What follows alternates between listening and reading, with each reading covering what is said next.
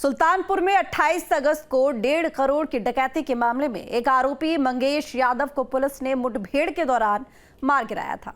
इस मामले में सियासत तेज हो गई और इस एनकाउंटर पर सवाल उठाते हुए अखिलेश यादव ने कहा था कि जाति देखकर जान ली गई है। और अब इसके ठीक एक दिन बाद विधान परिषद में नेता प्रतिपक्ष लाल बिहारी यादव के नेतृत्व में समाजवादी पार्टी का डेलीगेशन मंगेश यादव के घर जौनपुर पहुंचा तो परिवार को सांत्वना दी। अब सवाल ये उठता है कि क्या समाजवादी पार्टी अपराधियों के समर्थन में खड़ी हुई है? दो टूक में इसी मुद्दे पर चर्चा करेंगे, लेकिन पहले बयानबाजी सुन लेते हैं। अपराधियों का साथ देने में समाजवादी पार्टी किस न्यूनता तक जाएगी? अब समाजवादी पार्टी अपराधी के घर जाकर के मातम पुरसी करना चाह रही है। पहले मुख्तार अंसारी के घर जाकर के वहां मातम पुरसी करने का काम अखिलेश यादव जी करते हैं, और अब मंगेश यादव जो 1 लाख रुपए का इनामिया बदमाश था, जो पुलिस पर गोली चलाने का दुस्साहस कर रहा था, अब उसके यहाँ फातिहा पढ़ने के लिए समाजवादी पार्टी के नेता प्रतिपक्ष विधान परिषद के जा रहे हैं। ये समाजवादी पार्टी का जाति प्रेम उत्तर प्रदेश को लेकर के गर्त में गया था, ये उत्तर प्रदेश को फिर गर्त में लेकर जाना चाहते हैं। देखिए, भारतीय जनता पार्टी की कथनी करनी में बहुत अंतर है। देखिए, जहाँ तक सुल्तानपुर वाले इनकाउंटर का सवाल है, आप खुद देख लीजिए, एक दिन पहले 3 लोगों के साथ पुलिस की मुठभेड़ होती है और चारों तरफ घेर के गोलाबारी होती है, उनके पैर में गोली लगती है, और दूसरे दिन एक व्यक्ति को पकड़ के ले आते हैं और उसका जो है सिर्फ यादव था इस नाते इनकाउंटर कर देते हैं। तो सवाल तो उठेगा ही। तो चलिए अब ग्राफिक्स के जरिए आपको बताते हैं कि आखिर आज की बहस क्यों।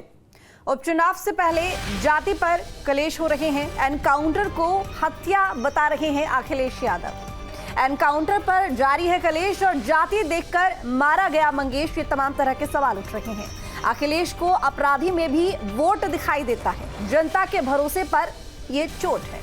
वहीं यूपी में बख्शे नहीं जाएंगे अपराधी, बदमाशों के साथ खड़े समाजवादी पार्टी। यानी कि सारे सवाल जो है ये खड़े होते हैं इस मुद्दे को लेकर, और इसी मुद्दे को लेकर अब हम चर्चा करेंगे। तमाम मेहमान हमारे साथ में जुड़े हुए हैं चर्चा के लिए। कृष्ण मोहन पांडे बीजेपी के प्रवक्ता हैं, स्वागत है सर आपका न्यूज स्टेट पर। धर्मेंद्र सिंह प्रवक्ता हैं एसपी के, ये भी हमारे साथ में जुड़े हुए हैं। धर्मेंद्र जी, आपका भी बहुत स्वागत है। अरविंद जय तिलक जी वरिष्ठ पत्रकार हैं, ये भी न्यूज के साथ में जुड़े हुए हैं। बहुत स्वागत है अरविंद जी आपका। सबसे पहले अरविंद जी, मैं आपके पास ही आऊंगी, क्योंकि देखिए मुद्दा सीधा सीधा है यहाँ पर कि जाति देखकर एनकाउंटर किया जा रहा है। अखिलेश यादव की तरफ से ये आरोप लगाया गया है सरकार के ऊपर, बीजेपी पार्टी के ऊपर। इतना ही नहीं, बल्कि बात यहाँ खत्म नहीं होती, बात यहाँ तक पहुंच गई है कि अब उस अपराधी के घर पे जिसका एनकाउंटर हुआ, एनकाउंटर में वो मारा गया, एक डेलीगेशन समाजवादी पार्टी का पहुंच गया है। ये सियासत अपराधियों को लेकर क्या राय आपकी? रितु जी, देखिए, कैंसर को खत्म करना है तो उसके कीड़े को मारना जरूरी होता है।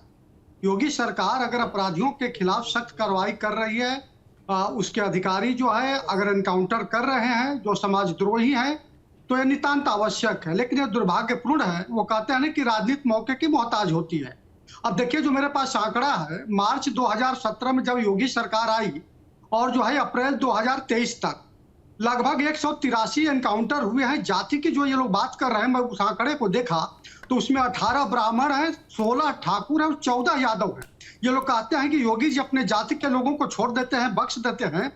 ठाकुरों का बल्कि यादव के अपेक्षा ज्यादा एनकाउंटर। मैं उसको ना ठाकुर के रूप में देखता हूं, ना यादव के रूप में, ना ब्राह्मण के रूप में, क्योंकि वो अपराधी हैं। अपराधियों की कोई जात नहीं होती है।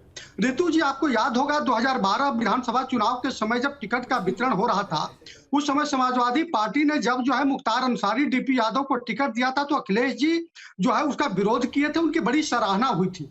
पूरे देश में एक अच्छा संदेश गया था कि एक युवा नेता जो है किसी भी तरह से राजनीति के अपराधीकरण के खिलाफ है। लेकिन पता नहीं क्यों जो है 2012 के बाद आप देख लीजिए, इन 12 सालों में किस तरह समाजवादी पार्टी, उसके नेता जाति के दलदल में धंसते चले गए। हो सकता है कि 2014, 2017, 19, 22 की हार जो है इसके लिए जिम्मेदार रही हो। उनको लगा हो कि जाति की राजनीति आवश्यक है। लेकिन मुझे लगता है कि आने वाले दिन में हो सकता है कि कभी समाजवादी पार्टी भी सरकार में आए, तो क्या वह जो है इस तरह के अपराधियों को संरक्षण देगी, उनके घर जाकर। देखिए अरविंद जी, ये भी पहली बार नहीं है कि एनकाउंटर हुए हैं और एनकाउंटर में कोई अपराधी मारा गया है, चाहे सरकार अब बीजेपी की हो या इससे पहले समाजवादी पार्टी की रही हो। लेकिन एनकाउंटर होते हैं तो कहीं ना कहीं अपराधियों को लेकर जो ये बातें आती हैं सामने, ये जो सवाल उठते हैं कि जाति देखकर मारा गया है, जाहिर तौर पर ये दिखाई देता है कि उपचुनाव नजदीक है, चुनाव नजदीक है, तो तो वोट बैंक की जो राजनीति है वो समझ में आती है। अब आगे बात कर लेंगे हम यहाँ पर। सबसे पहले धर्मेंद्र सिंह जी से आपके पास लौटूंगे। अरविंद जी, धर्मेंद्र जी, आपकी पार्टी की तरफ से डेलीगेशन वहां पर गया है और ये सवाल उठाया जा रहा है कि जाति देखकर एनकाउंटर में हत्या कर दी गई है अपराधी की, किस सोच के? रितु जी आपने देखा होगा कि किस तरह से उनके परिवार वाले कह रहे हैं कि 2 दिन पहले उनको घर से उठा लिया गया था। 2 दिन पहले उठा लिया गया था तो मुठभेड़ कैसे? अगर गिरफ्तारी हुई थी और उनको घर से उठा लिया गया, उनके परिवार के लोग तो झूठ बोल नहीं रहे। दूसरी बात देखिए, जब मुख्यमंत्री जी अपराध और अपराधी में जाति और धर्म खोजेंगे तो स्वाभाविक से इस तरह घटनाएं होंगी। IIT BHU की छात्रा के साथ दरिंदगी होती है, उनके खिलाफ क्या कार्रवाई हुई? देश के पूर्व गृह मंत्री मुख्यमंत्री जी के गुरुजी के ऊपर रेप का आरोप लगता है और बड़ी लंबी लड़ाई होती है। मुख्यमंत्री जी उनका मुकदमा वापस लेते हैं, न कि बुलडोजर भेजते हैं। और घटनाओं में आप देख लीजिए, जैसे कोई मुसलमान कोई यादव हो जाता है, तुरंत उसके खिलाफ कार्रवाई हो जाती है। देखिए, और इसके पहले जहां तक सुल्तानपुर की घटना का प्रश्न है, 1 दिन पहले मुठभेड़ होती है। मैं पीछे ज्यादा उस पर चर्चा में नहीं जाना चाहता हूं। 1 दिन पहले मुठभेड़ होती है, 3 अपराधी घेर करके पुलिस पर गोली चला रहे होते हैं। 3 अपराधी घेर कर पुलिस पर गोली चला रहे होते हैं और पुलिस ने काउंटर फायर किया जिसमें तीनों के पैर में गोली लगी। क्या हास्यास्पद बात है। और एक जो है लड़का, एक अपराधी जिसको बता रहे हैं कि वो नाम से यादव था, उसको पुलिस घेरती है तो उसके सीने में गोली लग जाती है। तो सवाल लाजमी है कि अगर आप जात देख करके, धर्म देख कर। धर्मेंद्र जी, सुनाई दे रहा है आपको? लगता है हमारा संपर्क टूट गया है। दोबारा कोशिश करेंगे धर्मेंद्र जी को जोड़ने की। कृष्ण मोहन पांडे जी, आपने सुना ही होगा कि धर्मेंद्र जी ने क्या आरोप लगाया है। उनका कहना है कि परिवार वाले कह रहे हैं कि 1 दिन पहले उठा लिया जाता है मंगेश को और उसके बाद एनकाउंटर में दिखा दिया जाता है कि उसने हमला किया था, इसलिए हमें मारना पड़ा। स्वाति जी, देखिए, इस तरह की जब घटनाएं होती हैं तो ये जाति तथा कथित जाति की राजनीति करने वाले लोग ऐसे ही सामने आते हैं और इनको अपराधियों में अपनी जाति समझ में आती है। देखिए, उत्तर प्रदेश की सरकार जो है अपराधियों पे 0 टॉलरेंस की नीति रखती है और कोई भी अपराधी होगा, यदि बड़ा अपराध करता है, छोटा अपराध करता है, तो उसको संविधान के दायरे में रहते हुए, कानून के दायरे में रखते हुए निश्चित तौर पर सजा मिलेगी। यह बदलता हुआ उत्तर प्रदेश है। ये उत्तर प्रदेश बीमारू राज्य वाला उत्तर प्रदेश 12 से 17 वाला नहीं रहा। ये पूछी होगी, आदित्यनाथ जी की सरकार है। जो भी अपराधी होगा निश्चित तौर पर यदि अपराध करेगा तो उसको पकड़ने का पूरा प्रयास किया जाएगा। यदि पुलिस पर गोली चलाने का दुस्साहस करेगा तो निश्चित तौर पर पुलिस जो है उसमें अपने बचाव में गोली चलाएगी। गोली चलाने में यदि किसी के पैर में गोली लगती है तो पुलिस जाएगी, वो हॉस्पिटल जाएगा। और किसी के ऐसे जगह पे गोली लगती है जो मंगेश यादव को गोली लगी, हॉस्पिटल गया और हॉस्पिटल में मृत्यु हुआ। जब तक गोली लगी, मेन बात यह है कि वो अपराधी था और अपराधी ऐसे था कि कहीं भी लूट करता था तो पहले वो जाता था, उसकी रेकी करता था, रेकी करने के बाद से अपने साथियों को लेके आता था और फिर लूट करता था। 50 इसके साक्ष्य उपलब्ध है, इलेक्ट्रॉनिक साक्ष्य उपलब्ध है। उसके बावजूद भी बड़ी बेशर्मी से ये लोग कह रहे हैं कि वो एक सामान्य सा लड़का था। अरे भाई, जो हत्या कर रहा है, लूट कर रहा है, डकैती कर रहा है, उत्तर प्रदेश में भयाक्रांत लोगों को कर रहा है, उसके बावजूद भी पांडे जी बाकी सारी बातें ठीक है, लेकिन उनका ये कहना है कि परिवार ये बोल रहा है कि उसको स्पेशली उठाकर उसको एनकाउंटर में मार दिया गया है। रितु जी, ऐसे आरोप पहली बार नहीं लगे हैं। सुन लीजिए, मैं सवाल अगर उठा है, इलेक्ट्रॉनिक एविडेंस है, भारतीय जनता ये बार-बार आरोप लगते हैं, जांच कराने में क्या जब भी कोई एनकाउंटर होता तो इस तरह से आरोप लगते हैं। बिल्कुल ठीक है। धर्मेंद्र जी मेरी बात सुनिए। देखिए, जब अभी थोड़े दिन पहले अयोध्या रेप कांड की बात आई थी तो आपकी पार्टी की तरफ से ये कहा गया कि DNA टेस्ट करवाइए। अब यहाँ पर ये लूट कांड हुआ, जाहिर तौर पर पुलिस के ऊपर प्रेशर होता है तो धरपकड़ भी हुई, एनकाउंटर भी हुआ। एनकाउंटर में अगर कोई मारा जाता है, क्योंकि ये यादव अकेला नहीं है उस लिस्ट में, और भी कई नाम हैं जिनके नाम मैं आपको बता भी दूंगी, लेकिन अगर किसी एक अपराधी की उस एनकाउंटर में मौत हो जाती है तो ये आरोप लगा देना कि जाति देखकर एनकाउंटर कर दिया, आपको नहीं लगता कि अपराधियों का मनोबल बढ़ेगा? नहीं रितु जी, बिल्कुल नहीं। देखिए, 2 चीज है। जहां तक अयोध्या का प्रश्न है, अयोध्या में जो भारतीय न्याय संहिता VNS केंद्र सरकार लेके आई, तो उसमें महत्वपूर्ण हो गया है इलेक्ट्रॉनिक एविडेंसेस कलेक्ट किए जाए, उसके आधार पर सजा दिलाई जाए। तो हमने अगर समाजवादी पार्टी ने मांग किया डीएनए टेस्ट करा लिया जाए और सारे एविडेंस और सारे टेस्ट करा लिए जाए, चाहे उसका नार्को हो चाहे अन्य कोई टेस्ट हो, तो उसमें क्या गलत धर्मेंद्र जी, किया? जब जांच हो रही है, आपकी पार्टी मांग नहीं भी करती तो क्या टेस्ट नहीं होता? नहीं धर्मेंद्र जी, मैं एक सवाल आपसे पूछती हूँ कि जब कार्रवाई हो रही है, जांच पड़ताल हो रही है और किसी आरोपी के ऊपर कोई आरोप है, तो जो भी जरूरी कानूनी कार्रवाई होती है वो तो होती है, जांच भी होगी अगर उसकी जरूरत पड़ेगी। तो आपकी पार्टी ये बयान देगी, अखिलेश यादव जी कहेंगे कि भाई डीएनए टेस्ट करवाइए, तो ही होता। बिल्कुल, देखिए जहां तक अयोध्या का प्रश्न था उसमें भी तमाम लूपहोल्स थे। बात अयोध्या के प्रश्न की नहीं है, बात यह है कि हर अपराधी से, हर आरोपी से हमदर्दी क्यों, आरोपियों की जात पर बात क्यों आती है धर्मेंद्र जी?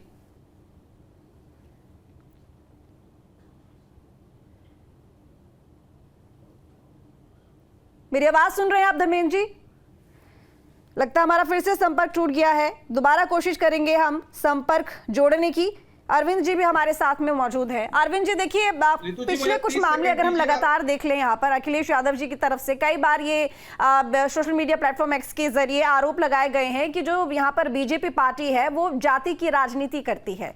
सबसे बड़ी बात ये कि चाहे हम उसमें अयोध्या कांड को ले लें या फिर हम उसमें कन्नौज कांड को ले लें या फिर अब हम यहाँ पर मंगेश यादव के कांड को ले लें, क्या ये जो जाति ढूंढने की ये जो नया प्रचलन चला है, नई परंपरा चली है, ये किस लिए चली है? शायद इसीलिए कि उपचुनाव नजदीक है, उपचुनावों को देखते हुए अचानक से याद आता है कि जी अभी जो आदमी मारा गया है एनकाउंटर में या फिर अभी जिसके ऊपर आरोप लगे हैं वो अपराधी, उसकी जाति क्या है, ये ढूंढ लेते हैं तो एक नया मुद्दा मिल जाएगा घेरने के लिए।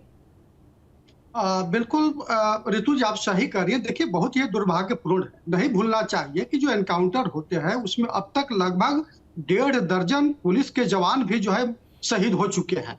क्या वो ये फर्जी एनकाउंटर कहा जा सकता है? जहां पे हमारे जवान जो है शहीद हो रहे हैं, जो अपराधियों के गोली के शिकार हो रहे हैं, तो आप किस आधार पर, किस मुंह से कह रहे हैं? मुझे लगता है कि देखिए रोशनी में कपड़े नहीं बदलना चाहिए। धर्मेंद्र जी विद्वान प्रवक्ता है, उनको याद होगा 2 जून 2016 को मथुरा में जवाहर बाग में जो व्यक्ति जो यहाँ पे कब्जा करके बैठा था उसके साथ नरमी बरती गई। उसका नतीजा क्या हुआ?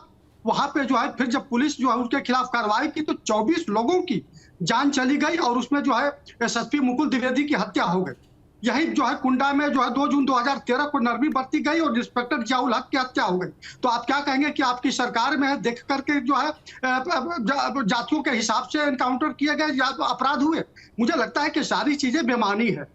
आज के दौर में जब देखिए अपराधी किसी के सगे होते नहीं है और जो राजनीति का जो अपराधीकरण हुआ इसी का नतीजा है कि आप अपराधियों को संरक्षण देंगे जाति के नाम पर, धर्म के नाम पे, मजहब के नाम पे, तो कहीं ना कहीं जो है पूरे समाज के साथ साथ आपकी सरकार के लिए, चाहे जिसकी सरकार हो, वो नासूर साबित हो गए। अगर किसी सरकार की अगर छवि जो है यह बन जा। ठीक है, चलिए ठीक है, लौटूंगी आपके पास अरविंद जी। धर्मेंद्र जी बोलिए।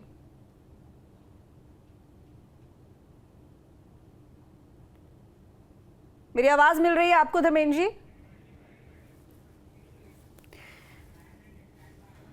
तो देखिए यहां पर सीधा एक सवाल जो उठता है वो ये कि कोई भी अपराधी है तो आखिर उसकी जाति क्यों देखी जाती है राजनीति के लिए? हालांकि सियासत की बात करें तो जाहिर तौर पर वोट बैंक को साधने के लिए जाति कई मायनों में तमाम राजनीतिक पार्टियों के लिए बहुत जरूरी हो जाती है, लेकिन जब बात अपराधियों की आए, आरोपियों की आए, तो ऐसे में जाति से बचने की जगह उसका सहारा लेना या उस पर राजनीति करना कितना सही है, इसी बात को लेकर हम चर्चा कर रहे हैं।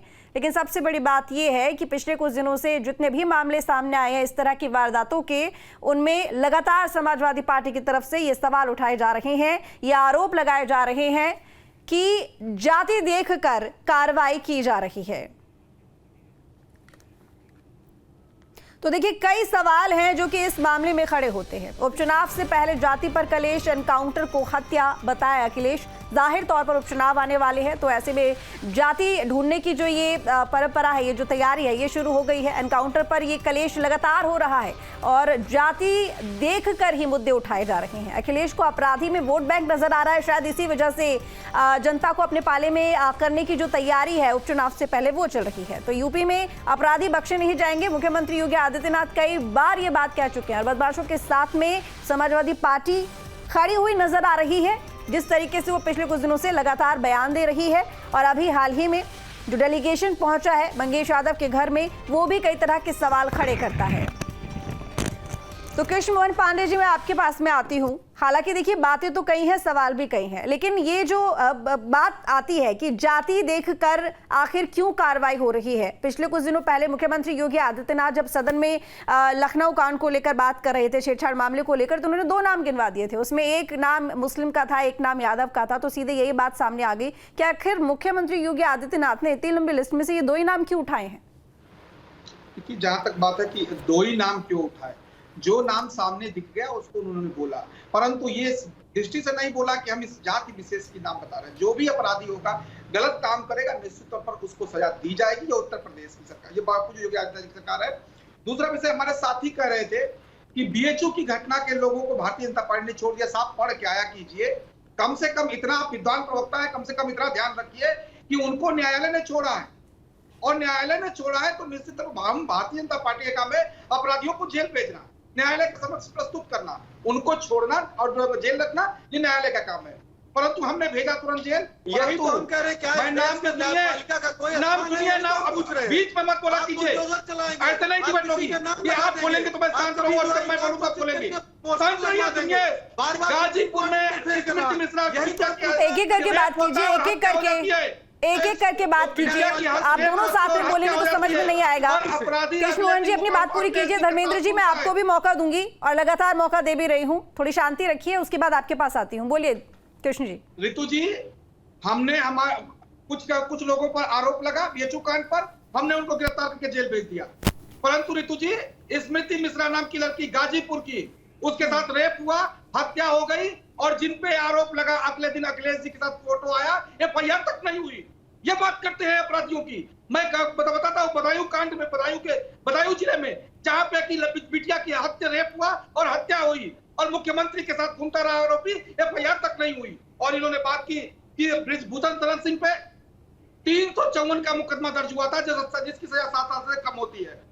ये न्यायालय के उसमें गिरफ्तारी तुरंत नहीं हो सकती है, जिसमें 7 साल की सजा होती है।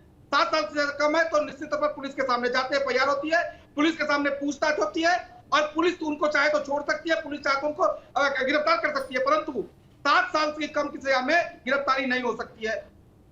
तो पुलिस का ठीक है, उनसे पूछताछ। ठीक है कृष्ण मोहन जी, आपने अपनी सफाई दे दी। धर्मेंद्र सिंह जी, आपने तमाम बातें सुन ली, लेकिन एक बात बताइए, विकास के मुद्दे खत्म हो गए हैं क्या, जो आप अपराधियों की जाति ढूंढने में बिजी हो गए हैं? कोई और मुद्दा बचा नहीं है? बिल्कुल, मैं पूरी बात मुझे थोड़ा समझ रही ऋतु जी, मैं बहुत भोले हैं भारतीय जनता पार्टी के साथी। इनको मुख्यमंत्री जी का बयान सदन के अंदर सुनवा दीजिएगा। एक दूसरी बात, इन्होंने कहा ब्रिजभूषण सिंह की बात, बेटियों को सड़क पर खींचा गया, महिला पहलवानों को उन्होंने शोषण का आरोप लगाया। उनके एक बेटे को उत्तर प्रदेश सदन में, एक को दिल्ली सदन भारतीय जनता पार्टी में भेजने का काम किया।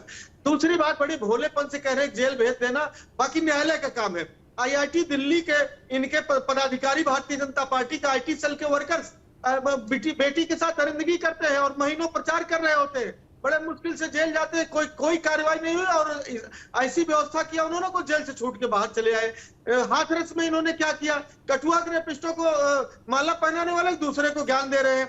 बदायूं कांड का जिक्र कर रहे थे, बाद में हुआ कि इनके द्वारा झूठा गढ़ा गया। धर्मेंद्र जी, कैसे बात कर रहे हैं? सारे मामले न्यायालय में चल रहे हैं, बीजेपी थोड़ी ना किसी को यहाँ पर रिहाई दे देती है या जमानत दे देती है। धर्मेंद्र जी, बात वो कीजिए जो ठीक लगे। धर्मेंद्र जी, बात सुनिए, आपने जितने भी आरोप लगाए हैं सब पर कार्रवाई चल रही है कि नहीं चल रही है? सुनवाई हो रही है, कोर्ट में मामला है, उसके लिए हम तो यहाँ पर बैठकर वर्डिक्ट नहीं सुना सकते हैं। आरोपी है, सिद्ध नहीं हुआ, लेकिन यहाँ जो मैं बात आपसे कर रही हूँ, जो मैं मुद्दा आपके सामने उठा रही हूँ, वो ये है कि जो वाकई में अपराधी है, जो लूट कर चुका है, कितने लोगों के साथ में ना जाने कितने तरह के अपराधों में वो संलिप्त रहा है, वो आदमी अगर एनकाउंटर में किसी कारणवश मर जाता है तो आखिर उसकी जाति क्यों बीच में लाई जाती है?